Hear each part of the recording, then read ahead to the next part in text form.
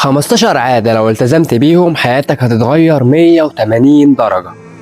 بص حواليك، حاسس انك بتجري كتير بس مش بتوصل؟ تنام تعبان وتصحى تعبان واليوم بيخلص وانت حاسس انك معملتش اي حاجة. خليني اقولك الحقيقة من غير تجميل، مش مشكلتك قلة الفرص، ولا مشكلتك الناس، ولا مشكلتك الحظ، مشكلتك بتساوي عاداتك اليومية. النهاردة مش جاي احمسك دقيقتين وتنسى، انا هديك 15 عادة لو دخلوا حياتك بجد حياتك هتتغير 180 درجة. ركز معايا للاخر لان عادة واحدة منهم ممكن تغير مسارك كله. اولا، حسن علاقتك مع الله. اول واهم حاجة قبل اي تطوير ذات وقبل اي فلوس وقبل اي نجاح، علاقتك مع ربنا. مش شرط تكون شيخ ولا تقعد في المسجد طول اليوم، بس الصلاة في وقتها ودعوة صادقة ونية حقيقية. اللي علاقته بربنا كويسة بيعدي بأزمات كتير ممكن تكسره. ثانيا، اقرأ يوميا. مش لازم كتاب 500 صفحة، اقرأ 10 صفحات بس يوميا أو 10 دقايق. معلومات صغيرة كل يوم بتساوي عقل مختلف كل سنة، واللي مش بيقرأ بيفضل يعيش بعقل غيره. ثالثا، استيقظ مبكرا. الناس الناجحة مش خارقين بس صحيت بدري. الصبح بيساوي هدوء، تركيز، دماغ فاضية، والليل للراحة والصبح للبناء. 4، خطط ليومك. اللي مش بيخطط ليومه الناس بتخطط له. قبل ما تنام 3 مهام مهمة، مش شرط 20، هما 3 4 5 كافيين. خامسا، مارس الرياضة، مش عشان جسمك بس، عشان دماغك برضو. الرياضة بتشيل الضغط، بتزود الثقة، وبتطلع الطاقة السلبية.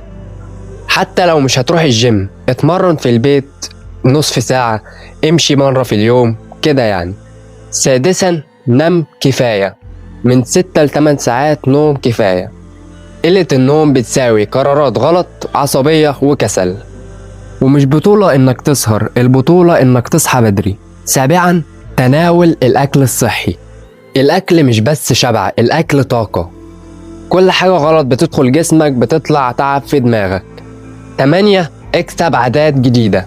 مش لازم تغير حياتك كلها مرة واحدة، غير حاجة صغيرة. صفحة قراءة، 5 دقايق تعلم، عادة واحدة. الاستمرارية أهم من الكمية. رقم 9 معانا، تخلص من العادات السيئة. مش هتنجح وانت مدمن تسويف ومدمن موبايل ومدمن مقارنة. مش كل حاجة حرام تبقى مفيدة، ومش كل متعة تستاهل. 10، ثق بنفسك وبقدراتك. لو انت مش مصدق نفسك مين هيصدقك؟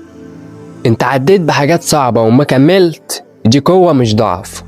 رقم 11، حدد أهدافك بوضوح. زي عايز ايه مش هنجح. الهدف الواضح بيشددك وانت تعبان. رقم 12 معانا، تعلم مهارات تحقق الدخل.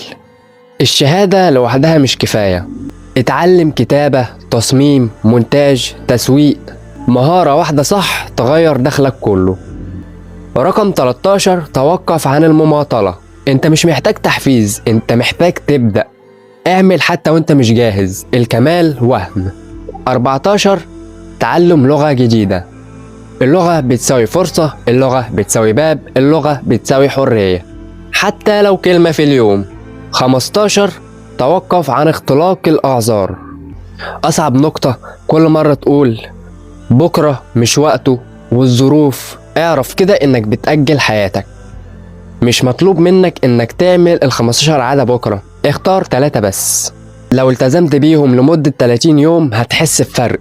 اللي هيبدأ النهاردة هيشكر نفسه بعد سنة.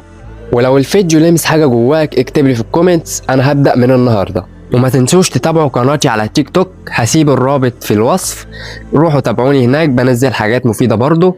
وهنا اشترك في القناة وفعل زر الجرس عشان لما انزل فيديو يجيلك اشعار ان صفحة سيف ابراهيم بتجيلك فيديو. وشكرا.